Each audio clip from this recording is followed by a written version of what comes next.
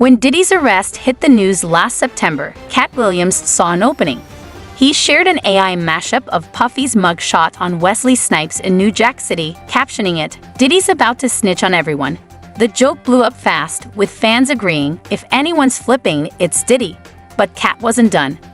Remember his old podcasts where he casually name-dropped people like Tyler Perry, Ricky Smiley, Steve Harvey, and Ludacris? It sounded like petty shade at the time. Now, names like Jay-Z, Aaron Hall, and Harv Pierre appear in court documents related to Diddy. Katt wasn't just joking, he was dropping hints. And now, we're connecting stand-up comedy to a major scandal. Club Shay Shay, yeah. I was trying to do something there that hadn't been done. I thought that I had figured out the algorithm mathematically, and I thought that I could show that. And when I wrote it out to kill the careers of the people I was talking about, right? But it was so vicious that I erased all of the knockout blows and just left the jabs so that the comic I'm talking about knows that I know your real story. I'm gonna tell this, but you know what else I know. So, yeah, I was... Do you want to tell any of those stories now? Well, I'm saying... Now, I've had to turn down $50 million 4 times just to protect my integrity and that virgin hole I was telling you about.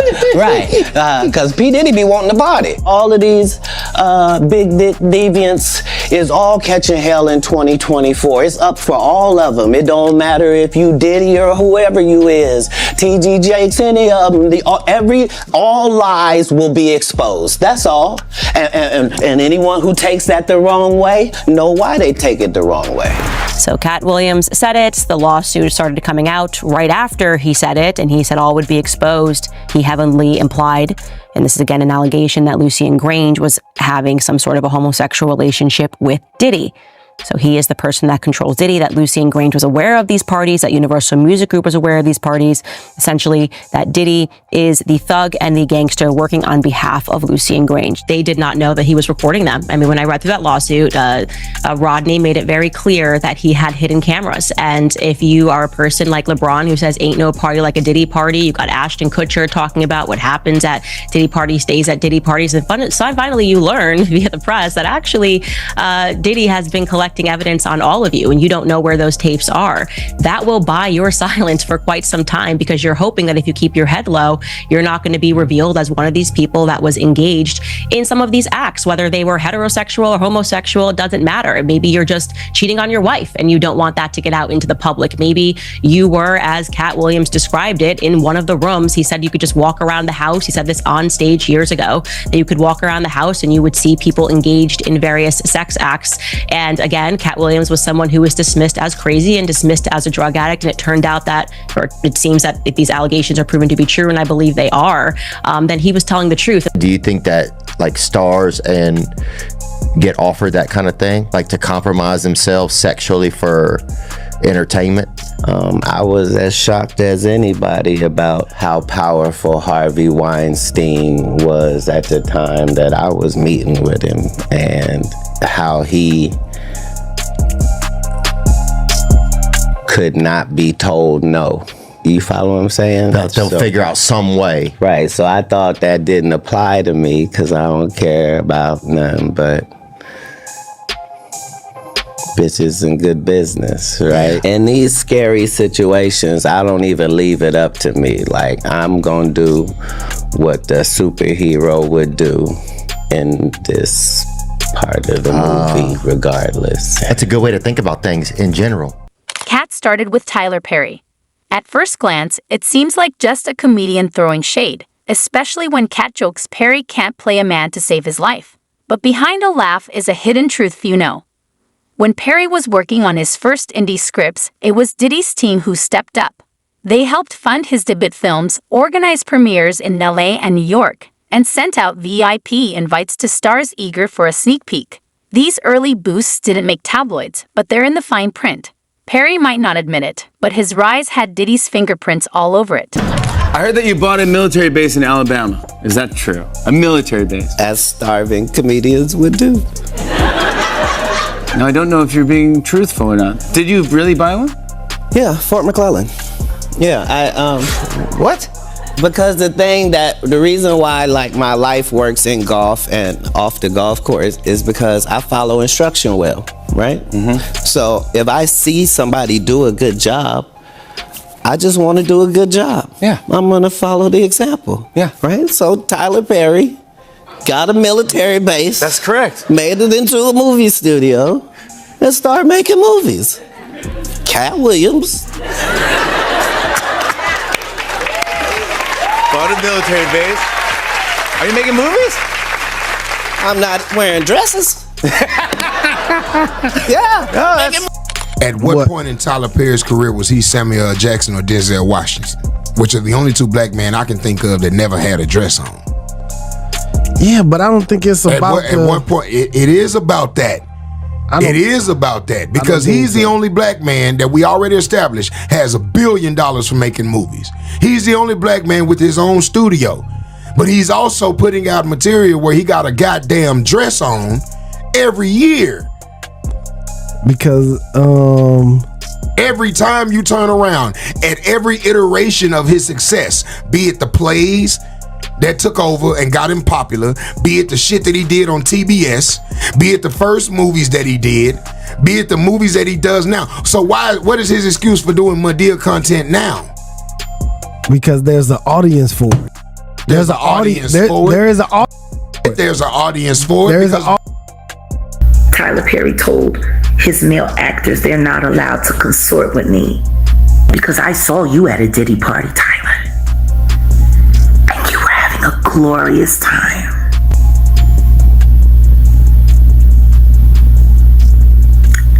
I spent a lot of time in Miami and I snuck around Star Island quite a bit.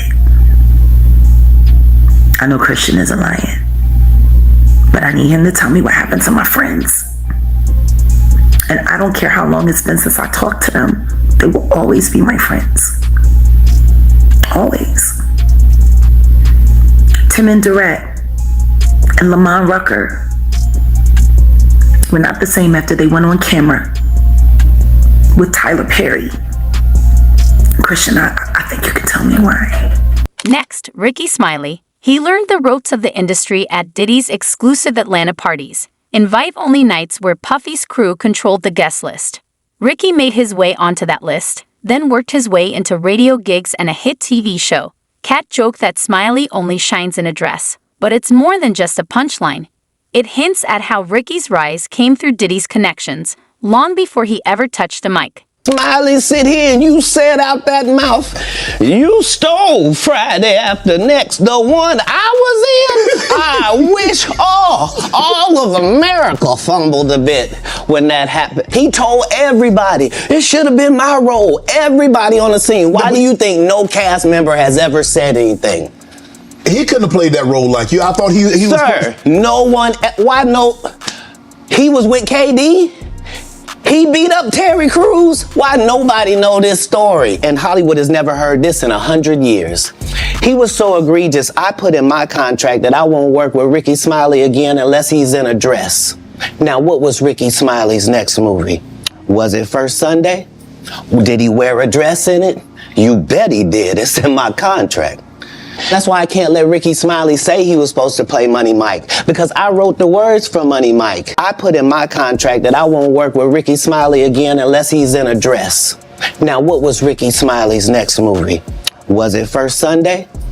Did he wear a dress in it? You bet he did. It's in my contract. Why would you put that in your contract, Katt? That's where he's a believable actor. Him and Tyler Perry can't play a man to save their life. They play good women, and I believe that the best actor should be in the best role. But when you reported a long time ago that Jamie that he mysteriously got sick, getting the spirit, and they looked at that allegedly was Diddy, but But how do you, when you reported that back then months ago, did you say, what was that in your reporting? Yep, they were saying that Diddy, because Diddy and Jamie Foxx were good friends. And they broke up, they stopped being friends. And no, Jerry, not good, no. I'm just telling you what they said. They that wait. They that wait on the Lord. All right, y'all, we're going to wrap up the house. I Googled you to see what are the questions that people are wanting to know. Is Ricky Smiley married? No. Have you ever been married? I was married. Oh, I was married for 12 years. When? Man, I was married back. Did I know you? Back in the 90s. I think we probably had met and had been around each other, but my ex-wife, we are still close. She's a flight attendant for Delta. Oh, okay. And we was married. We was young. And I was married for 12 years. Wow. I had a beautiful, she's beautiful. And y'all broke up after 12 years because? Comic View, I started doing Comic View and them streets started hitting. Oh, no. Steve Harvey and Cedric the Entertainer aren't off the hook either.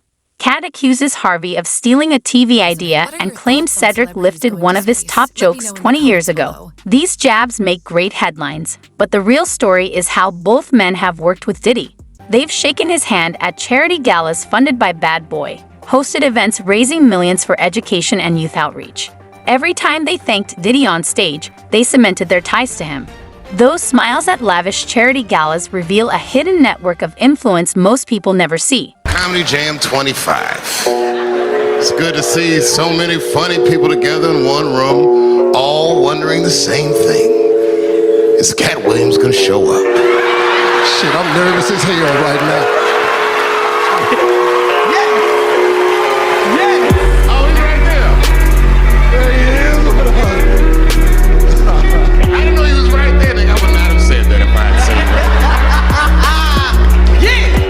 Not used to quiet, introspective Katt Williams. No. Well, let me ask you this. When have you ever seen this many heavy hitters all together at the same time, in the same room? Yeah. Right. All right, Jen is with me now to talk about another story making headlines today. Yeah, so this one is actually sparked by these pictures. That's 49-year-old P. Diddy with his hand on his girlfriend's belly. Now, that is 22-year-old Lori Harvey. They're in Cabo. She's, of course, talk show host Steve Harvey's stepdaughter. People are talking about maybe she could be pregnant. You know, he's rubbing her belly a little bit, but... She's put up some Instagrams, I think, that show some clues. Sushi, right? Sushi, a bad thing for pregnancy. It could go either way. But then also she posted this picture of green juice, which, you know, why would you want a flatter tummy if you really can't avoid it because you're carrying a child? Ooh, this is conflicting evidence. Okay.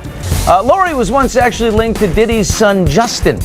Okay. Okay, so they were together and then engaged a couple years ago to a Dutch soccer player. She told Carissa Thompson about how he popped the question. We were in Malibu. I remember the time. It was 11:30. I thought it was a joke, and then he went in his pocket, and I started shaking. They split up later on that year. Lori and Sean were actually spotted with her dad, Steve, on a boat in Italy earlier on this summer. That's all. Well, then that's it. He's given the blessing. They're together. It even stretches into church walls. T.D. Jakes preached at a gospel concert sponsored by Diddy's team, where platinum seats, VIP ropes, and press walls made it feel like an album launch. Behind the hymns sat music execs and influencers handpicked by Bad Boy's PR squad. Katt mentions Jakes as one of the big names set to be exposed. That might sound odd, but it shows how Diddy's promotions merge pop culture and faith under one dark, twisted umbrella. Is on that list. On that list. And, you know, Katt Williams, I don't know if he's a Christian or not. I don't think he is. His mouth would say maybe he's maybe has faith, but he's bearing fruits of repentance. But that podcast got well over millions and millions of views because he just blasted the industry. And basically the whole thing is your career's here. If we give you money and you join in on this debauchery, you join in on this sodomy, you join in on this pedophilia, you join in on these rituals, your career will go from here to here. And that's actually been seen if you look at a lot of different careers, including Taylor Swift's. She actually started rubbing shoulders with P. Diddy a long time ago, and then all of a sudden her career changed. We also know that T.D. Jakes is allegedly also a power bottom. And he's a much older man. And they say he's very enthusiastic in his endeavors. What happens when he pops something loose? You know what I'm saying?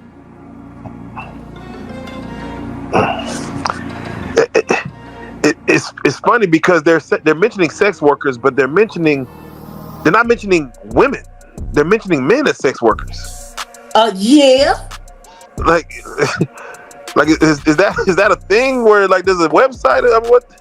It's just wild to hear like you mentioned the You normal. never heard of Grindr?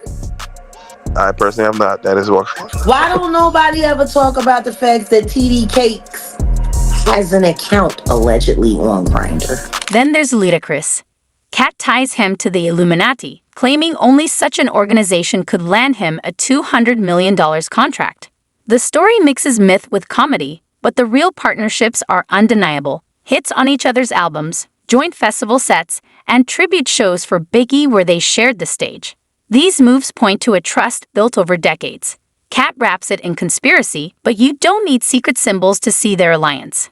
He turned down $50 million 4 times. No, he didn't. To protect his integrity and his virgin hole. No, he didn't. He did that. He did that to say that Kevin Hart took $50 million to unvirgin his hole. Can you explain a little bit? No, I just told you what happened with that. So you don't believe Katt when he says that he turned down $50 million 4 times? No, I believe that was a punch at what he did, what Kevin Hart did for that movie Get Hard. He showed y'all what he did. He sucked Will Ferrell's to get hard. So now he's high. Now he's acting all hard. Every picture he's just short. He wasn't ready. All that.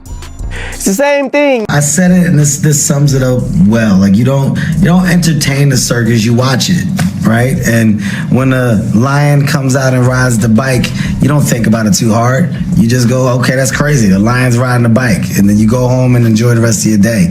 I don't feed into the stuff at all. At the end of the day, it's all entertainment to a certain degree. So you just hope that people can be smart enough and have a tremendous amount of logic to just go and possibly do research or fact check. And if they do, then great. If they don't, then kudos to that as well. I just don't have the time for it. There's too much going on. In my opinion, one of the ones that affects me the most is Justin Bieber. Do you have the Kevin Hart one? Which is odd, Pat, because he gets caught saying that he would wake up next to him and then he changes it and says we would fight off over the Frosted Flakes. Even Kevin Hart is uncomfortable because you're admitting that you were sleeping next to a freaking child. And it's like, I'm tired of hearing all these stories and people just laugh about it. We giggle like this is it right here. That's my brother right here from day one. We used to wake up and pause. Look, pause. I mean, back in the days when he was like 10 and I was 10 years a little bit older, his older brother, we used to fight over the Frosted Flakes. You know what I'm saying? Before pause was invented. You know what I'm saying? But it's my brother for real. We used to actually wrestle off of the Frosted Wake up Flakes. till Usher. He used to always get up early. Now he's one of the richest songs in the world. And What the fuck did Puff just say? Nobody's gonna acknowledge this for me. Puff just said we used to wrestle over the Frosted Flakes, and we're streaming live. That was. Justin Combs was accused of organizing wild parties with underage girls. Federal agents raided his place and handcuffed him, though no charges were ever filed. No, so we were both invited to an Illuminati thing. One of us had to cut off all their hair and couldn't do the sideburn thing no more with the points. And the next person they said was going to get $200 million because they were going to pay him $10 million a movie to do 20 movies. And that's how the conversation happened. One of those persons turned out to be Ludacris, and the other person turned out to be Katt Williams. I didn't get it. I'm not mad about it. How much money they give? 200? Sir, Fast and Furious is on what number right 10. now? 10 more. Did you start to worry any about your own safety and stuff? Well, what it was that I was attempting to do was impossible. So before I do this interview, there is no Illuminati. It's just a joke. It's just something that crazy people talk about. There's no such thing as our side and God's side. None of that is even real. I gotta come and make it real. So that's why when I said that, nobody came out and went, that's not true. I'm on God's side. If part of the ritual is wearing a dress, then we should be able to look through entertainment and see all of these people being made to wear a dress. Yeah, you don't see the dog catcher show up every other year. I guess not a thing. In a nice skirt, or you don't see an electrician. These aren't just rumors or internet conspiracies. They're backed by court documents, federal indictments, and sworn statements. As these cases move toward trial in May 2025, every name on this list reveals just how far and deep-seam Diddy Combs' empire stretches. Whether these celebrities knew what they were getting into or ended up in the wrong place at the wrong time, one thing is certain. When Katt Williams says he's exposing every celebrity in Diddy's circle, he's working from the same legal filings that paint a damning picture of alleged misconduct. In a case like this, obviously, you're not making any kind of a dynamic entry. This isn't a hostage situation, right? Where that's not what's happening here. However, they did know that there would be weapons there, armed security, those kinds of things. That's why you saw those warrants being served by, for the most part, a tactical SWAT team. Simply, that is procedure to keep everyone safe. A lot of people were frustrated when they saw the video that came out of the warrant, that his home was, in, I guess, disarray. But again, and I had said this before, my gut said they were looking for digital evidence, which is in that indictment. There's a lot of mentions to digital evidence. And that's why they tore up couch cushions. That's why they made holes in walls. They were looking for flash drives, tiny devices where these things were stored. And so all of that is done methodically. It's all cataloged. And in a case like this, where you're not necessarily rushing, to put out a fire or something like that, it was all done in a very methodical way. You typically go through room by room to catalog all of that evidence. The federal indictment of Sean Diddy Combs has been unsealed. His charges: striking, racketeering, and transportation to engage in prostitution. Combs allegedly planned and controlled the sex performances, which he called freak-offs, and he often electronically recorded them. In addition to the violence, the indictment alleges that Combs threatened and coerced victims to get them to participate in the freak-offs. He used the embarrassing and sensitive recordings he made of the freak-offs as collateral against the victims.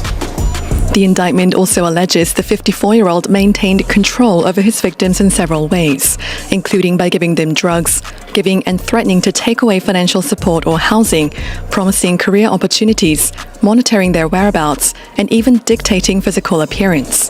The rapper Jay-Z has been accused of raping a 13-year-old girl in 2000, allegedly along with Sean Diddy Combs. Our US correspondent Martha Kellner has the latest from Los Angeles.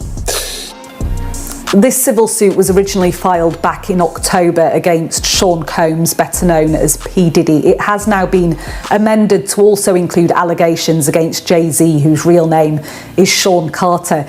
In this civil suit, a woman says that when she was a 13-year-old girl back in the year 2000, that she attended an after party for the MTV Video Music Awards, during which she says she was raped by Jay-Z and P. Diddy. She says that Jay-Z removed her clothes, pinned her down and raped her while P. Diddy and an unnamed female celebrity watched on. She says she was then raped by P. Diddy as Jay-Z and this female celebrity watched on once. Justin Combs, you've been indicted with your dad. Now, ain't that something, God? Ain't that something how LeBron, right? And his son will be the first father-son to play a game in the NBA? And P. Diddy and his son will be the first father and son to get indicted and go to federal prison for messing with little boys. Ain't that about something? The apple don't fall too far from the tree, y'all, man. And I tell you all the time, man, you have to watch what you do around your kids because they're watching everything. And in his case, man, he watched what his dad did and his dad allowed him to do these things with him. But hey, man, he was named in that indictment yesterday with those 120 people. You dig what I'm saying? 25 of them being minors. But that's kind of crazy that a younger man would love a minor. But hey, man, I hope they was using condoms. about 30 different law enforcement vehicles at least. There are 3 Bearcats on scene here. This just all unfolded, Sandra, I would say, less than 10 minutes ago. We got here even before the crime scene tape came up. So we're just down the hill. If you look up this street where Tony is right now to the right, you'll see one of those Bearcats and law enforcement. And on the other side of those bushes, basically, is that home that is registered to Bad Boy Films, which is part of Bad. If these names caught you off guard, hit like and drop your thoughts in the comments. Who shocked you the most? Who do you think will push back? We want to know. Then hit subscribe and ring the bell so you don't miss the next chapter. Thanks for watching.